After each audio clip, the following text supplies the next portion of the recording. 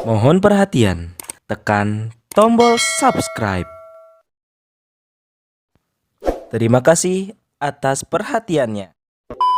Sehingga apapun kasus korupsi yang melibatkan partai politik itu selalu dianggap personal.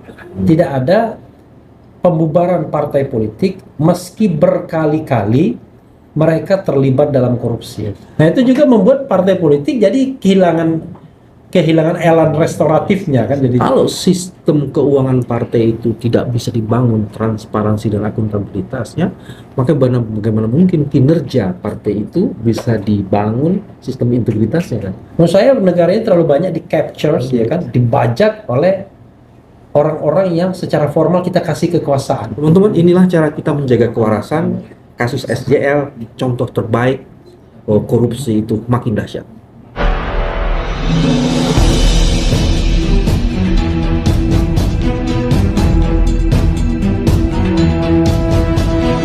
Saya Yani Muhammad, driver online Depok.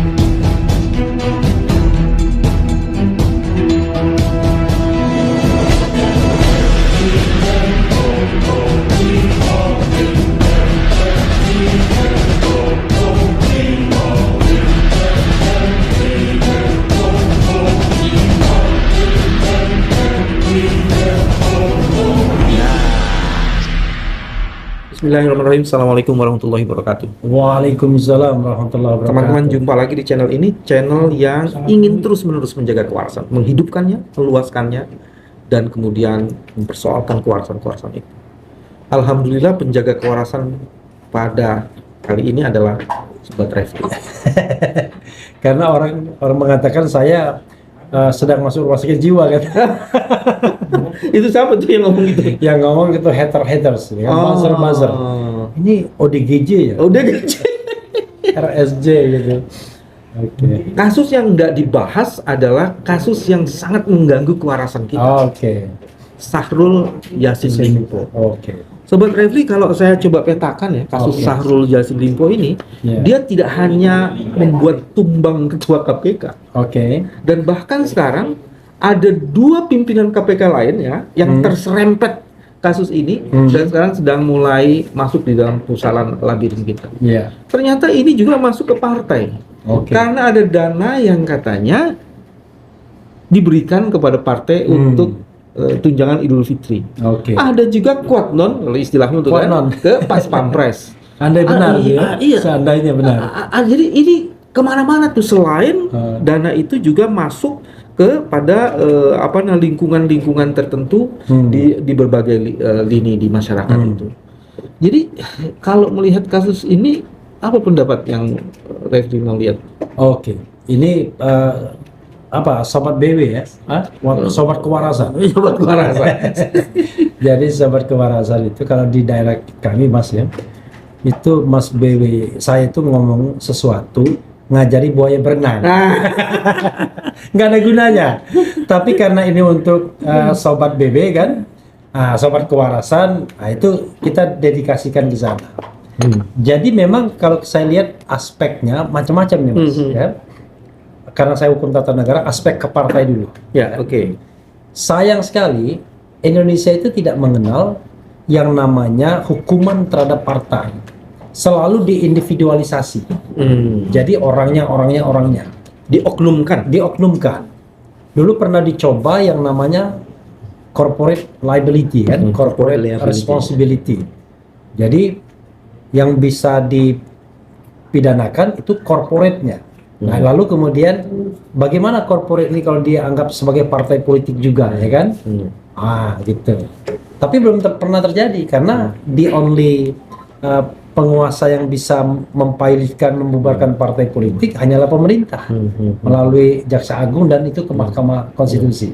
Sehingga apapun kasus korupsi yang melibatkan partai politik itu selalu dianggap personal responsibility, tidak pernah institusional sifatnya. Padahal dia oknums. Karena banyak nih oknums. Pakai S.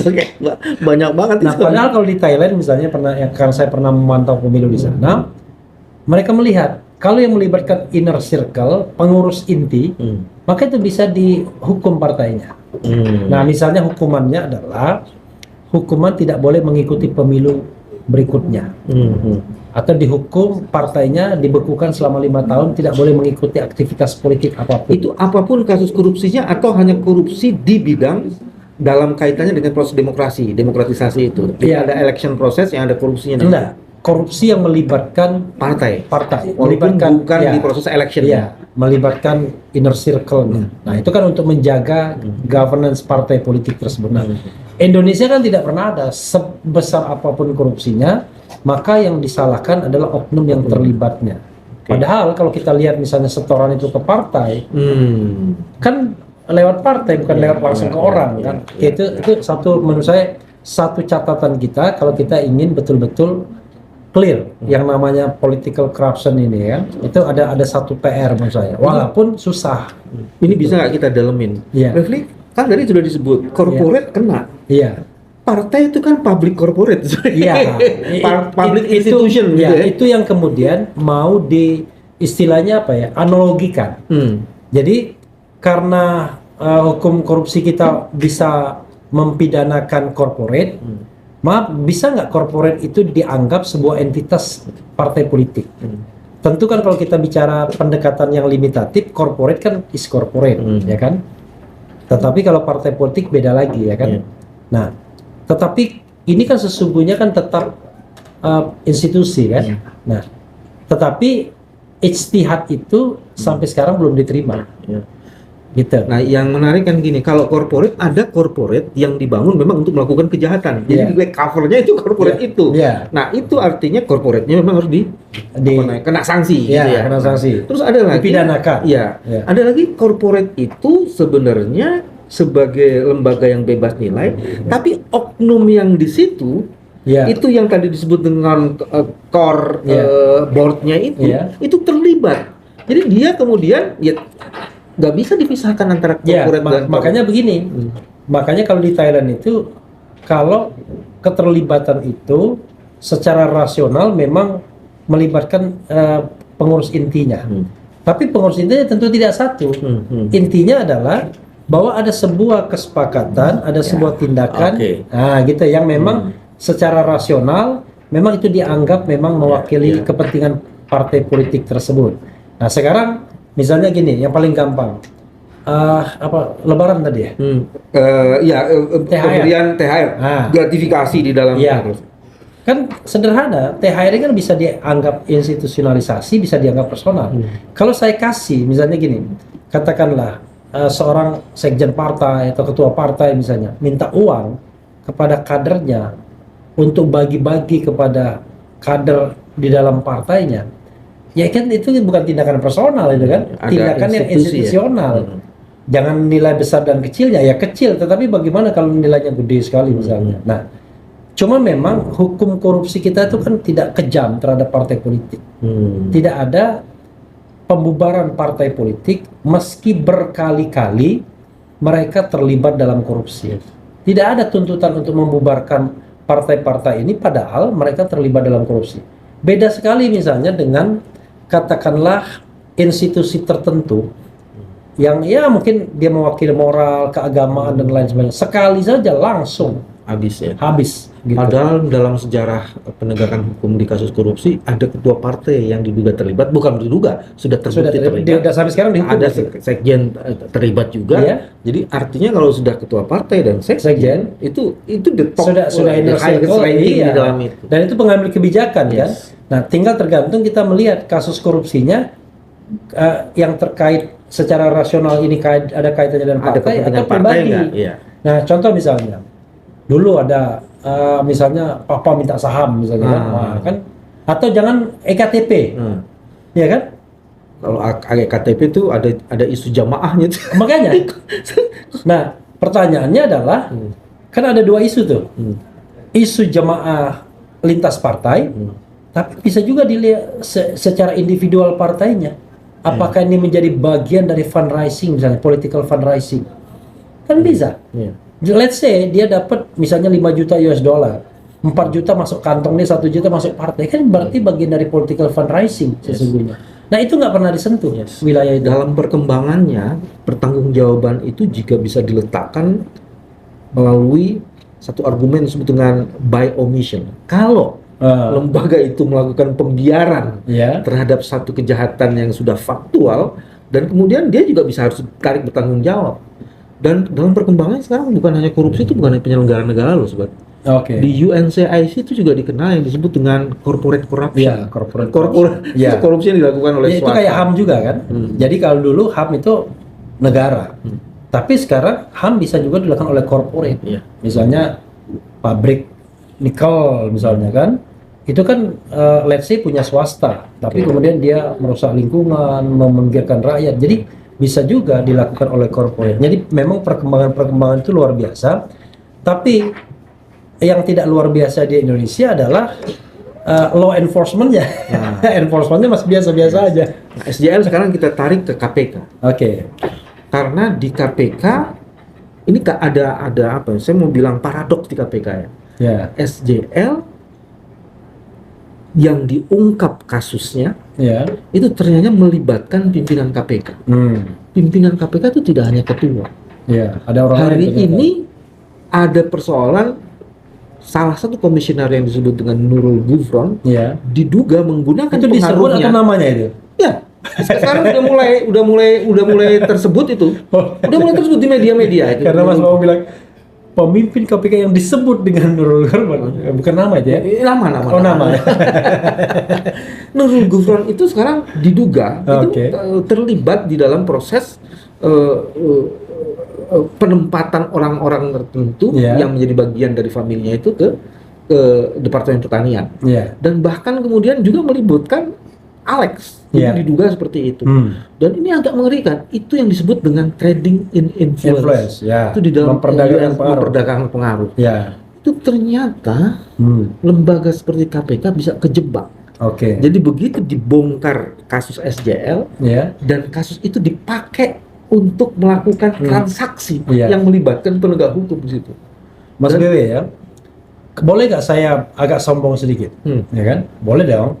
Kamu biasanya sombongnya banyak nih, bukan dikit. Sedikit. Jadi one day ya kan, mungkin jabatan publik sedikit publik sebenarnya. Yang pernah saya emban itu adalah Komisaris Utama. Oh ya, Ya kan? Jasa Marga ya? Jasa Nggak boleh Marga dan disebut ya? Pelindo. Oh, boleh, boleh. nggak ada masalah. Satu lagi Pelindo Pelindo di Medan. Di Medan. Ya. Yang saya lakukan dan barangkali sulit sampai saat ini orang tiru adalah saya tidak merekrut satu pun karyawan, baik untuk Dewan Komisaris maupun saya titipkan di corporate. Jadi orang nggak bisa mengatakan, wah ini ada orang referee dan lain sebagainya. Karena saya tahu betul kalau itu dilakukan maka berat.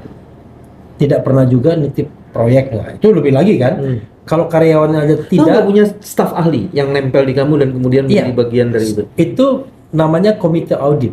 Jadi cara merekrutnya adalah silakan mereka mendaftar dan itu bukan kolega saya. Iya, iya, Mereka iya. mendaftar lalu kita Dewan Komisaris mengujinya. Iya. Nah, saya sebagai komod biasanya mempersilahkan Anggota komisaris yang anggota lainnya untuk menguji.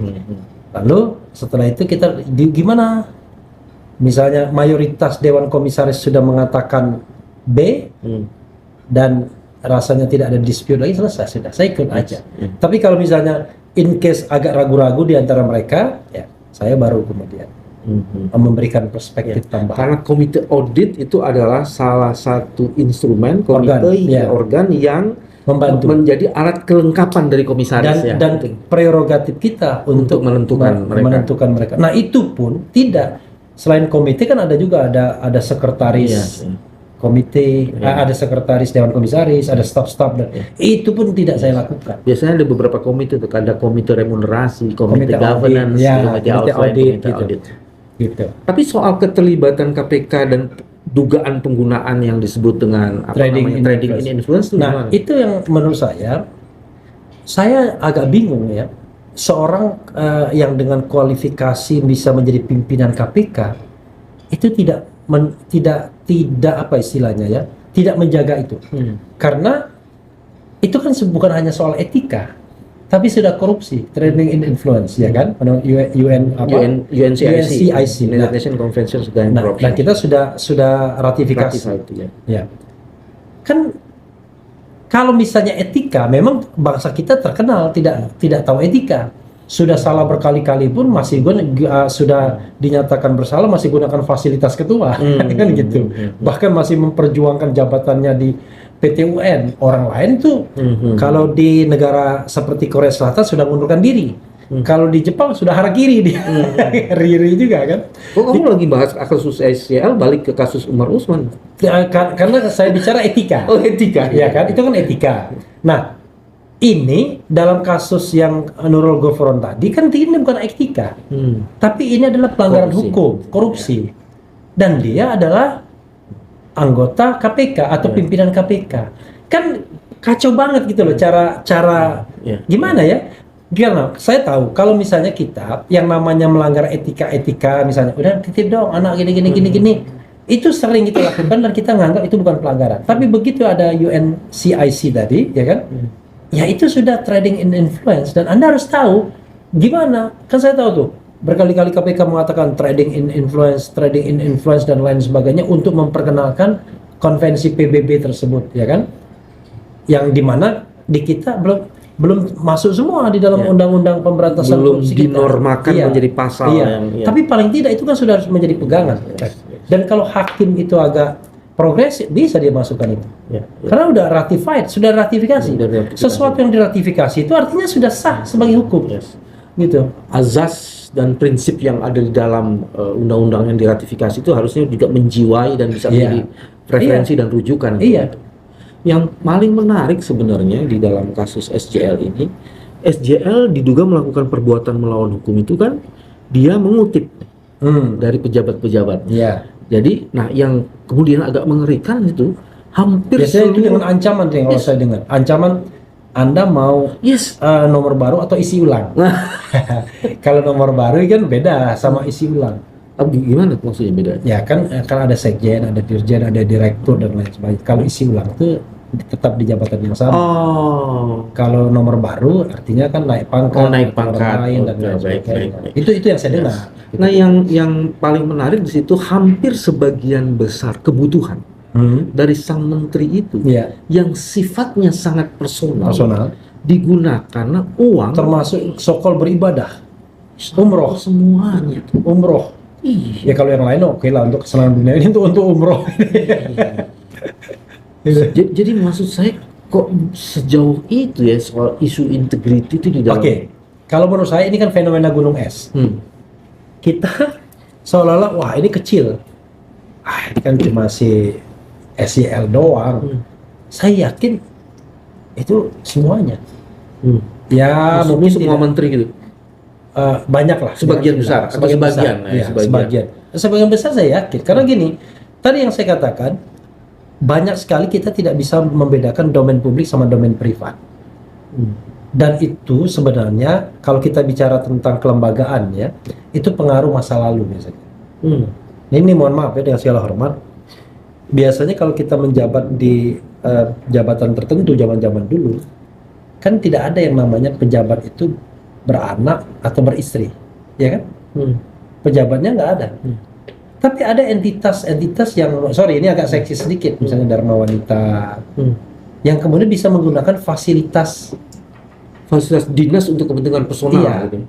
Nah, kalau itu masih mending, masih rame-rame, biasanya cuma sekedar gedung, pakai apa-apa, mungkin anggaran sedikit. Bagaimana kalau pejabat itu beristri atau beranak? Pakai untuk istrinya belanja. Iya. Fasilitas-fasilitas itu. Iya. Dulu saya pernah ingat, one day saya diceritain zaman peralihan reformasi. Ada seorang menteri yang idealis, saya tidak sebutkan namanya, menjadi menteri dia. Begitu dia menjadi menteri, pejabat eselon 1-nya menyodorkan rekening. Dulu banyak sekali yang namanya rekening di luar itu kan. Ada istilahnya dulu rekening di luar ini. Uang operasional ya? Iya, tapi intinya rekening liar, rekening-rekening inilah yang tidak terpantau Kementerian Keuangan kan. Waktu itu sekitar 98-99 2000 itu nilainya sampai puluhan miliar atau ratusan miliar. Ditanya, uang apa ini? Ini Pak, ini kutipan selama ini. Jadi Jadi ada pos penampungan. iya, penampungan kutipan-kutipan itu kan setiap kementerian kadang-kadang dia punya kewenangan untuk mengeluarkan surat, mengeluarkan izin dan lain sebagainya kan. Dan itu uangnya semua. Yang resmi ada, misalnya yang resmi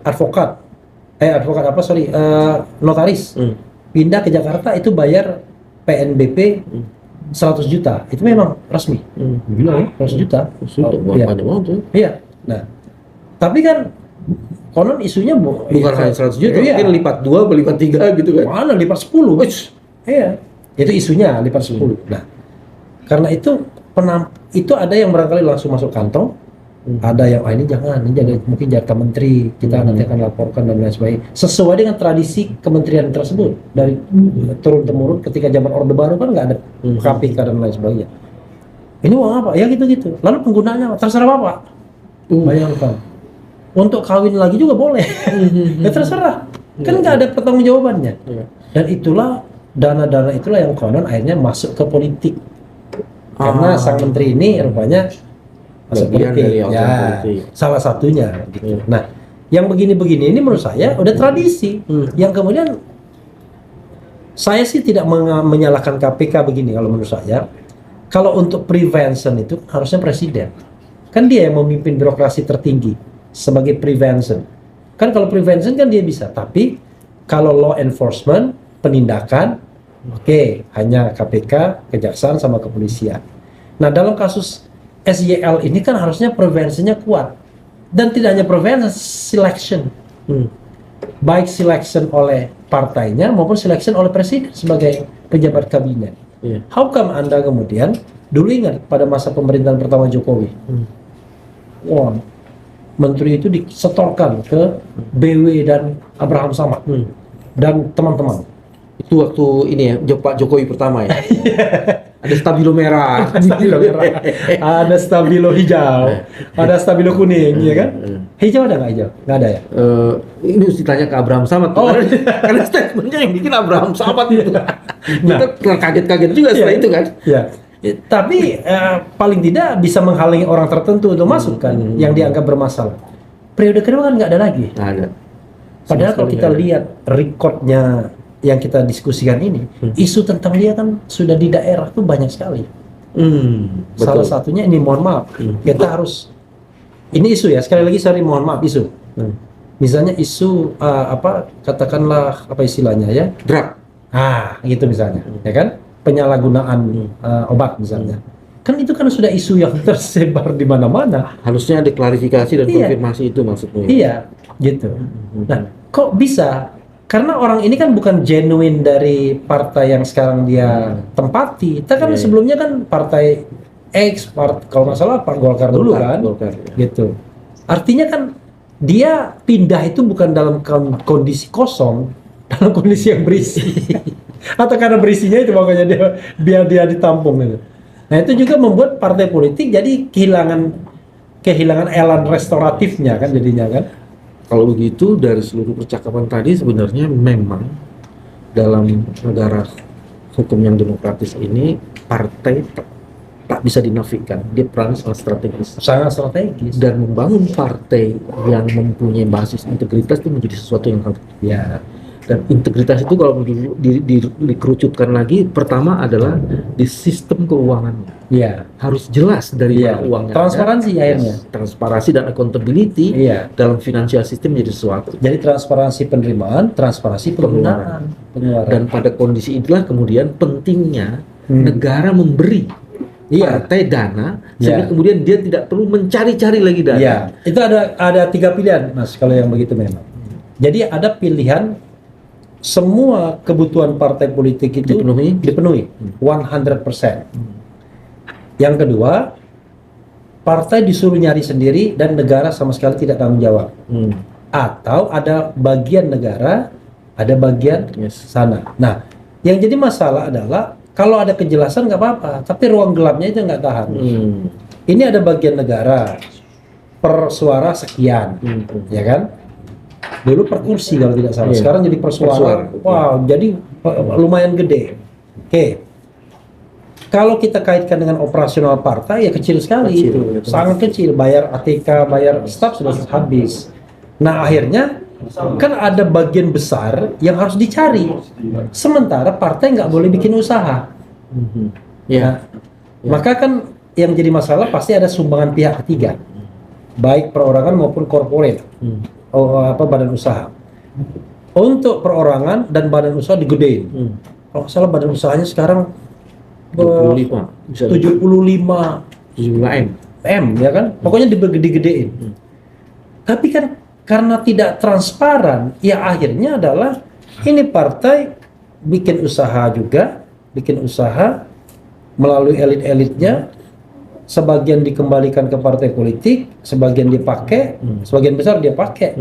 Dan kita awal gelap, dari mana sumber keuangan partai tersebut yang bisa membiayai berkali-kali lipat dari sumbangan negara. Nah, selama kita tidak bisa menelusuri dana itu, ya sama juga gelap.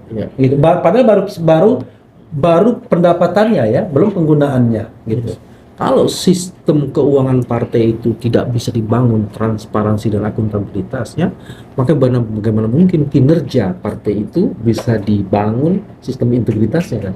Apalagi kan sebenarnya problem kedua ini adalah soal kepentingan kapital yang bisa masuk gara-gara gelap itu, sehingga kemudian mereka menjadi elit partai dan secara diam-diam partai dikuasai oleh kepentingan konglomerasi. Iya, jadi sebenarnya kalau kita uang masuk partai itu kan dua, masuk ke partainya atau masuk ke elitnya. Tapi kalau paling gampang, karena di Indonesia ini partai tidak ada yang demokratis, rata-rata sangat ditentukan oleh katakanlah ketua umum dan sekjennya, maka bisa dipastikan kan itu kuncinya. Nah, harusnya terhadap ketua umum dan belum bisa dipastikan apa nih ketua umum. Belum dilanjutin, bisa dipastikan uang itu mengalirnya ke sana. Gitu. Ya kan? Kalau misalnya dia baik, maka share buat partainya agak gedean. Tapi kalau dia tidak baik, buat pribadinya gedean. Tapi saya bisa pastikan sebagian besar itu akan dia keep sendiri. Untuk menjaga loyalitas dan leadership di partai tersebut. Jadi dia nggak mau dong langsung distribusi begitu saja. Nanti pada pemilihan ketua berikutnya bisa diambil orang lain kan. Akibatnya partai memang tidak pernah sehat. Untuk partai yang punya peluang untuk berkompetisi. Tapi ada partai yang tidak punya peluang untuk berkompetisi kan. Partai yang ya seperti Nasdem, seperti Demokrat misalnya.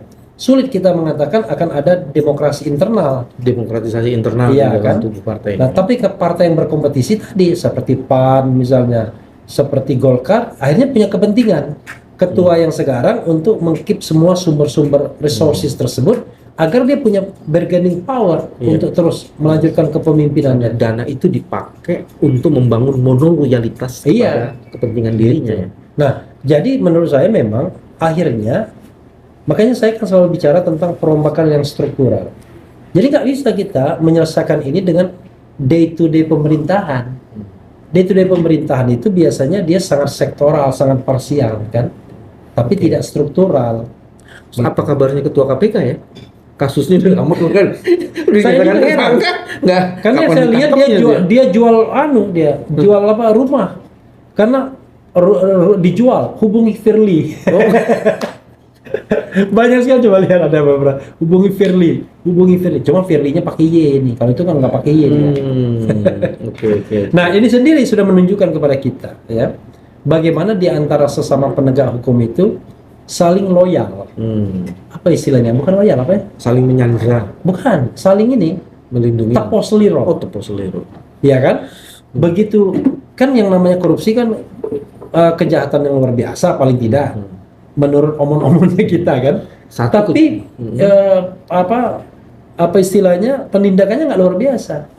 Ditetapkan sebagai tersangka sampai sekarang dia nggak jelas di mana itu barang.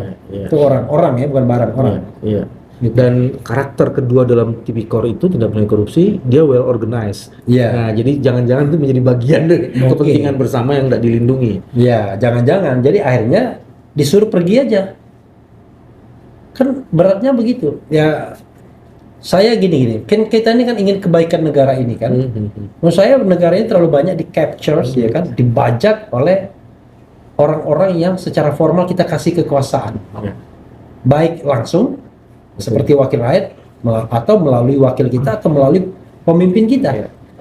Nah itu yang jadi masalah di penegak hukum ada. Dulu saya menganggap at least ada 2 champion masih kan, KPK sama MK. Setelah DPD kena juga waktu itu kan. Tapi sekarang nggak ada lagi. Bayangkan. MK kena, KPK kena. Nah setelah 26 tahun reformasi, klaimnya adalah memberantas KKN, nggak ada lagi contoh baik champion di mana pemberantasan KKN tersebut dianggap berhasil atau pembersihan. Dulu kan namanya Bambang Wijoyanto itu bicara tentang Island of Integrity, ya kan? Integrity Island, ya kan? Nggak ada lagi, nggak ada lagi, udah tenggelam. nggak ada lagi, udah tenggelam semua. Itu bahkan sekarang muncul frasa kata korupsi justru merebak di lembaga pemberantasan korupsi. Oke.